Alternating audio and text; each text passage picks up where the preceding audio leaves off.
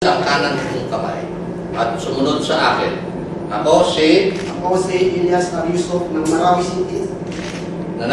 Hirang sa katungkulan bilang Hinirang sa katungkulang bilang Commissioner on Election ay taimtim na nanunumpa ay taimtim na nanunumpa na ilalakad ko ang katarungan na ilalakad ko ang katarungan ng walang pagkiling ng walang pagkiling sa sinumang tao sa sinumang tao at ipatatamasa at ipapatamasa ang pantay na karapatan ang pantay na karapatan sa mahirap at mayaman. sa mahirap rito. Nasusundin ko ang mga batas, At sundin ko ang mga batas, mga kautusan legal mga kautosang ligat at mga dekretong at mga dekretong ipinaiiral ng sadyang pinairal ng mga sadyang itinakdang ng pangyayarihan ng Republika ng Pilipinas. tinakdang may kapangyarihan ng Republika ng At Pilipinas. kusa akong babalikatin At kusa kong babalikatin ang pananagotang ito at ang pananagutang ito na walang anuman kasubali nang walang anumang pasubali o hangarin umiwas. o hangaring umiwas. At siyan nawa ako ng Diyos. Kasi kaisahan nawa ako ng Diyos.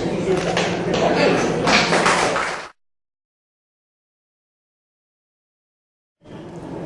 Now that I am now one of the commissioners of the Commission on Election, I know that my task is a trust from God.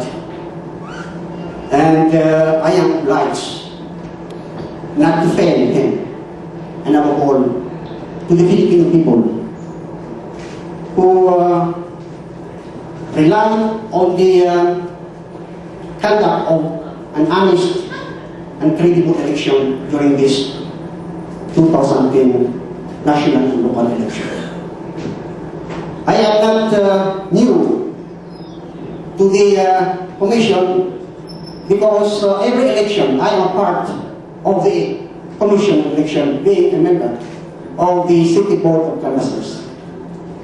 And I know that during my stint as a member of the Board of City Board of Canvassers, I have lived up to the expectation of this Commission.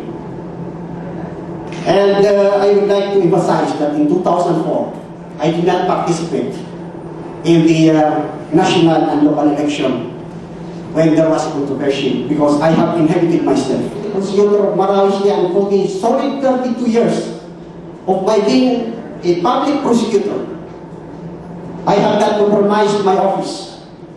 Neither have I enriched myself at the expense of my office. Because I know that all the duties and responsibilities of being a public servant is a trust from God, and I am not only accountable to God, but I am also accountable to the people.